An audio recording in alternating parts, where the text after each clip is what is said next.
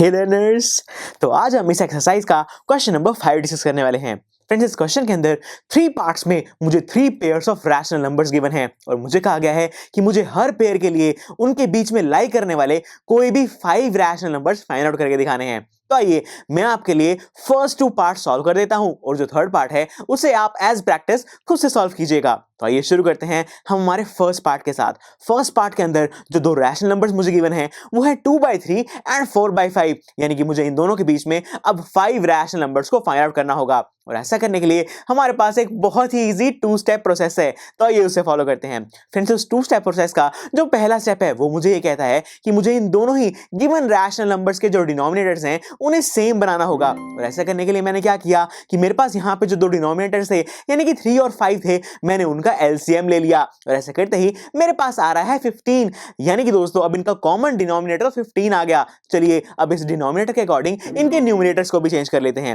Friends, जो मेरी first fraction है उसका डिनोमिनेटर है 3 और 3 को 15 बनाने के लिए मुझे 5 से मल्टीप्लाई करना पड़ेगा, इसीलिए मैंने इसके न्यूमरेटर यानी कि 2 को भी 5 से मल्टीप्लाई कर दिया और ऐसा करते ही मेरे पास आ रहा है 10। और अगर मैं बात करूं मेरी सेकंड फ्रैक्शन के बारे में तो उसका डिनोमिनेटर था 5 और 5 को 15 बनाने के लिए मुझे 3 से मल्टीप्लाई करना पड़ेगा, इसलिए मैंने उसके न्यूमरेटर यानी कि 4 को भी 3 से मल्टीप्लाई कर दिया और ऐसा करते ही मेरे पास आ रहा है 12, यानी कि मैं कह सकता हूं कि मेरे पास अब जो 2 रैशनल नंबर्स आ रहे हैं वो है 10/15 एंड 12/15, यानी कि अब मुझे इन दोनों के बीच में कोई भी 5 रैशनल नंबर्स फाइंड आउट करने हैं। और मेरा सेकंड स्टेप ये कहता है कि क्योंकि मुझे यहां पर 5 रैशनल नंबर्स फाइंड आउट करने हैं, इसलिए मैंने क्या किया कि 5 के अंदर 1 ऐड किया तो मेरे पास आया 6। इसका मतलब अब मुझे यहां पर इन दोनों ही रैशनल नंबर्स को 6 से मल्टीप्लाई और 6 से डिवाइड करना होगा। तो मैंने क्या किया, मैंने अपने फर्स्ट रैशनल नंबर यानी कि 10/15 को 6 से मल्टीप्लाई और 6 से डिवाइड भी कर दिया और ऐसे करते ही मेरे पास आ रहा है 60/90। और जब मैंने अपने सेकंड रैशनल नंबर यानी कि 12/15 को 6/6 से मल्टीप्लाई किया तो मेरे पास आ रहा है 72/90, यानी कि फ्रेंड्स अब मैं इन 2 रैशनल नंबर्स के बीच में कोई भी 5 रैशनल नंबर्स लिख सकता हूं। सो फ्रेंड्स, इन दोनों के बीच में जो रैशनल नंबर्स आ रहे हैं वो है 61/90, 62/90 अप टू 72/90। लेकिन फ्रेंड्स, ये तो काफी सारे रैशनल नंबर्स हो गए, मुझे तो सिर्फ 5 रैशनल नंबर्स लिखने थे ना, इसलिए मैंने क्या किया कि अपने फर्स्ट 5 रैशनल नंबर्स यानी कि 61/90, 62/90, 63/90, 64/90 और 65/90 ये अपने 5 रैशनल नंबर्स लिख लिए हैं और बाकी सबको इग्नोर कर दिया क्योंकि इस क्वेश्चन के अंदर मुझे सिर्फ 5 रैशनल नंबर से निकालने थे। सो फ्रेंड्स, इसी के साथ हमने अपना फर्स्ट पार्ट तो सॉल्व कर लिया और उसे समझ भी लिया। तो चलिए अब बढ़ते हैं हम इसके सेकंड पार्ट की तरफ, जिसके अंदर जो 2 रैशनल नंबर्स मुझे गिवन हैं वो है -3/2 एंड 5/3, यानी कि दोस्तों अब मुझे इन 2 रैशनल नंबर्स के बीच में 5 रैशनल नंबर्स को फाइंड आउट करना होगा। तो बिल्कुल पहले की तरह मैंने लगाया अपना 2 स्टेप प्रोसेस, जिसका जो फर्स्ट स्टेप है वो मुझे ये बताता है कि मुझे अपने दोनों ही रैशनल नंबर्स के डिनोमिनेटर को सेम करना है।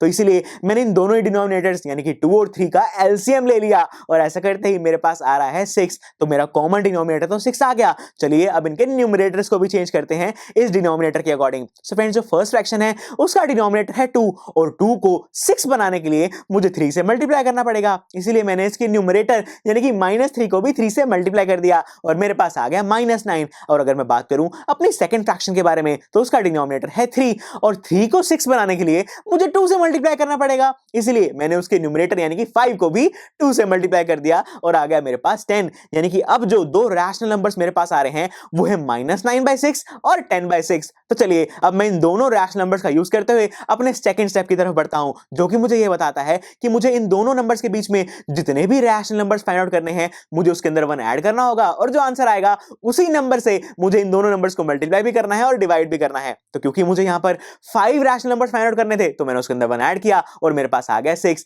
इसका मतलब मुझे यहां पर इन दोनों ही रैशनल नंबर्स को 6 से मल्टीप्लाई भी करना है और 6 से डिवाइड भी करना है। तो मैंने क्या किया, अपने -9/6 को 6 से मल्टीप्लाई भी किया और डिवाइड भी किया और ऐसा करते ही मेरे पास आ रहा है -54/36। और जब मैंने अपने सेकंड रैशनल नंबर यानी कि 10/6 को 6 से मल्टीप्लाई और 6 से डिवाइड किया तो मेरे पास आ रहा है 60/36, यानी कि अब जो मेरे 2 रैशनल नंबर्स मेरे पास आ चुके हैं मुझे इनके बीच में कोई भी 5 रैशनल नंबर्स लिखने हैं। सो फ्रेंड्स, इन दोनों रैशनल नंबर्स के बीच में जो रैशनल नंबर्स लाई कर रहे हैं वो है -53/36, -52/36 अप टू 60/36। सो फ्रेंड्स, ये तो काफी सारे रैशनल नंबर्स हो गए हैं, लेकिन मुझे तो सिर्फ 5 रैशनल नंबर्स ही चाहिए ना, तो इसलिए मैंने जो मेरे फर्स्ट 5 रैशनल नंबर्स आ रहे थे यानी कि -53/36, -52/36 36, -51/36, -50/36 और -49/36 उन्हें कंसीडर कर लिया है और बाकी सारे रैशनल नंबर्स को इग्नोर कर दिया है, क्योंकि मुझे तो सिर्फ 5 रैशनल नंबर्स ही चाहिए थे। फ्रेंड्स, इसी के साथ हमने इस क्वेश्चन के सेकंड पार्ट को भी अच्छे से सॉल्व कर लिया है। तो चलिए फिर जो बाकी बचा हुआ थर्ड पार्ट है उसे आप एज प्रैक्टिस खुद से सॉल्व करके देखिए और मैं मिलता हूं आपसे अगले लेक्चर में।